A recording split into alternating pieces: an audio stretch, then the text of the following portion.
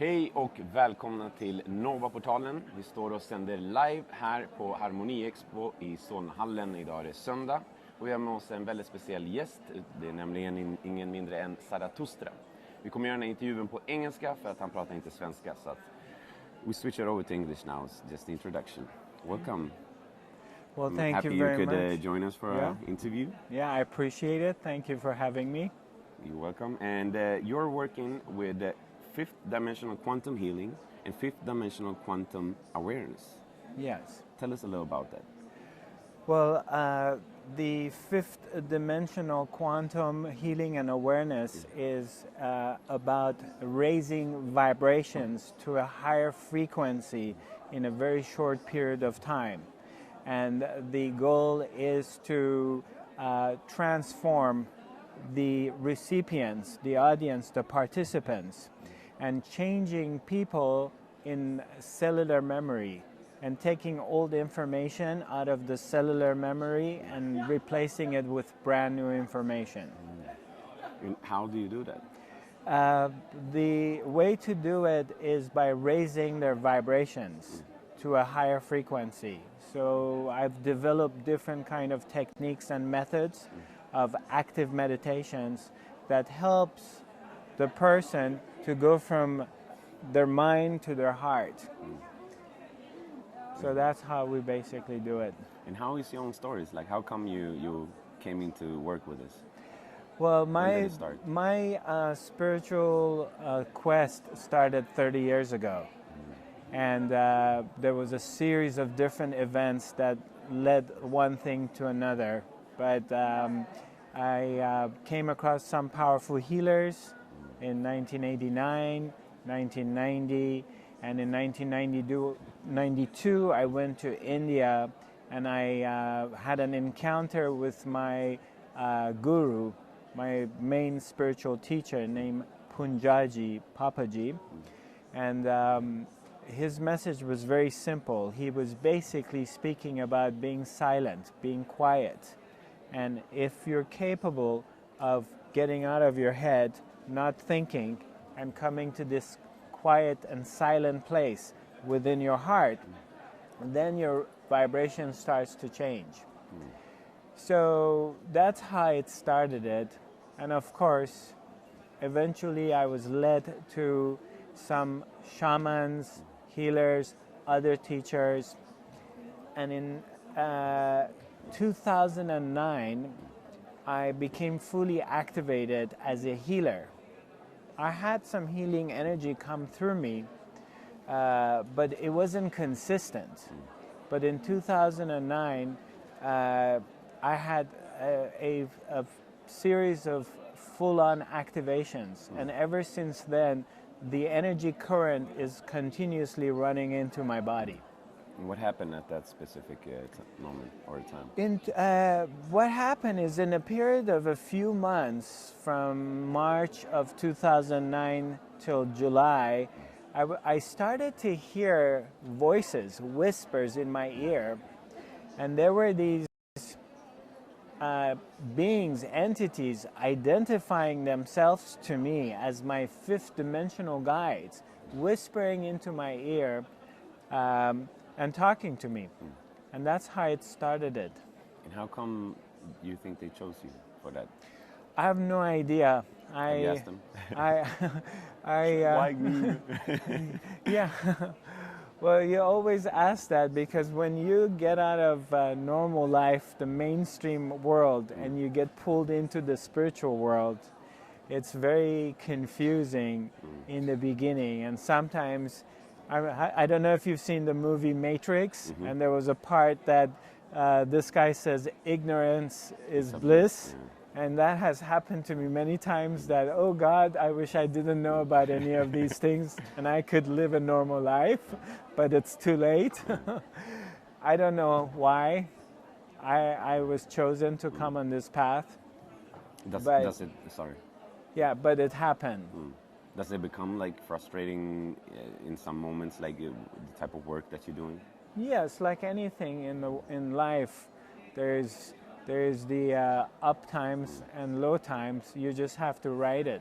And what are the big challenges for you? or has been?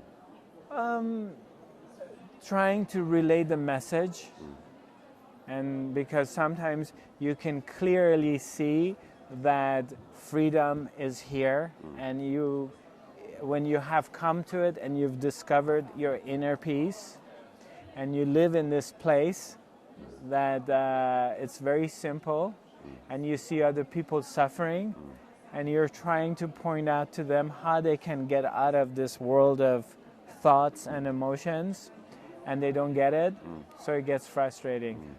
And is it easier or more difficult to help like young people or older people in that type of work? I feel like helping young people, it's easier because they're more fresh and they're not conditioned. They're not as rigid as older people. So I'm hoping maybe in the future, if there's a budget, I can create a school especially for young people and teach them everything they need to know from early age, so they don't have to struggle with it when they get older. Like a Javier school in the mutants. Okay. The movies with the mutant X-Men, right? Okay. Have you seen the movies? No, I haven't. Okay. He has his own school for like the special gifted. Right. Like yeah. to develop these kind of skills. Yeah. And traveling around the world, you have met a lot of different spiritual teachers and gurus and shamans, I can imagine. Has it been like in a specific of those people that has like really profoundly changed you or touched you or taught you something like? Yes, I've been blessed to come across a few real avatars. And now when I say avatar, I don't mean the Hollywood movie. I mean of beings that they were super beings, and they had, you can call them Superman, or they had superpowers. And I found them beyond the normal state of anyone I've ever met in my life. So they had definitely a very strong impact. And what did they teach you? It was more of a transmission than really speaking. My Satguru, Poonja Ji, his message was super simple, and he was talking about silence. He was speaking about be quiet. And it took me a number of years to really understand what he means, because when someone tells you be quiet, you naturally start thinking you shouldn't be thinking, but now you're getting your mind activated. But when you really understand what silence is, that's a whole different thing, because you could be speaking from silence, you could be in action from silence. That's very much different than when you're operating from your mind. But more than just the words, just be quiet, it was the transmission that I received from my teacher. Beyond words. Beyond words. And when you're doing your healing work, I've seen you do a lot with both with different type of techniques and tools and sounds. Yes. This is sounds that I'm curious about. How does it work? Well, sound vibration. Sound is very therapeutic. And in the future, we're not going to have, for example, if they're going to do a surgery on somebody, whatever that surgery is going to be, in the future technology, we're not going to be cutting through anybody's body.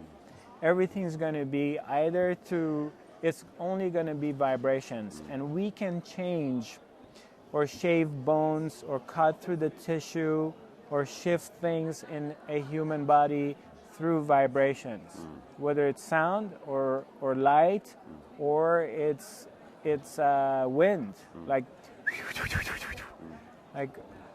sending certain kind of vibration in a certain frequency to a human body and shifting things around. And there are actually like not seen them by myself, but like there are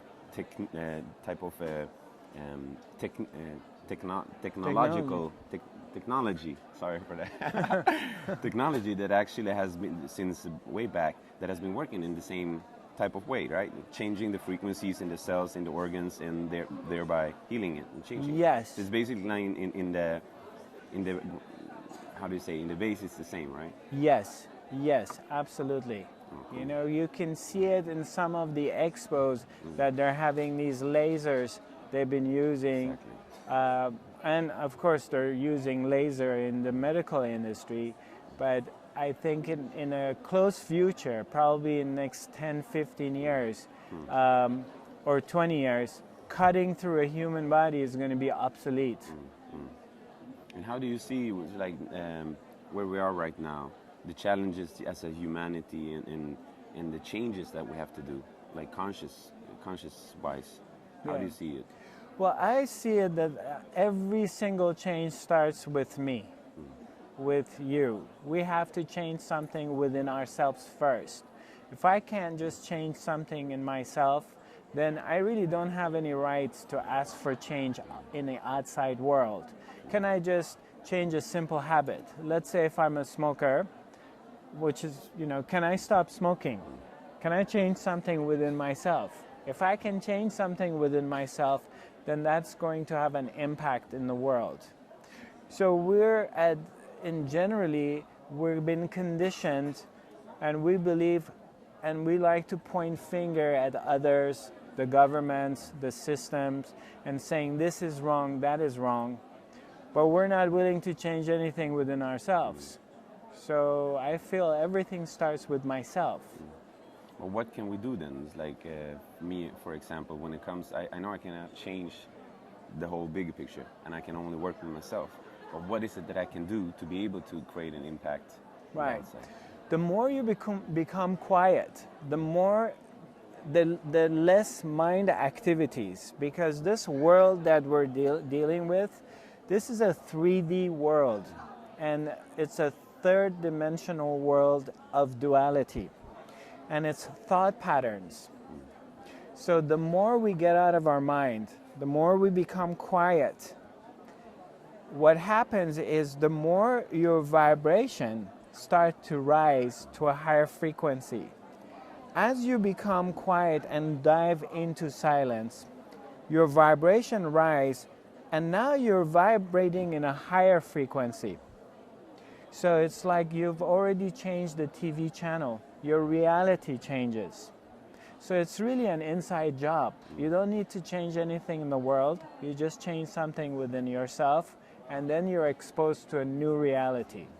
So you're saying it's more of meditation that we need, like, to be able to go down in silence, especially like the people that live and work in this type of society.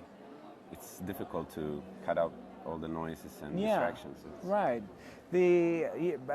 I don't know if it was in New York City or somewhere like that a group of meditators, they started to meditate and do ohms for maybe an hour or two, and it dropped the crime rate by 70% in New York City in that day.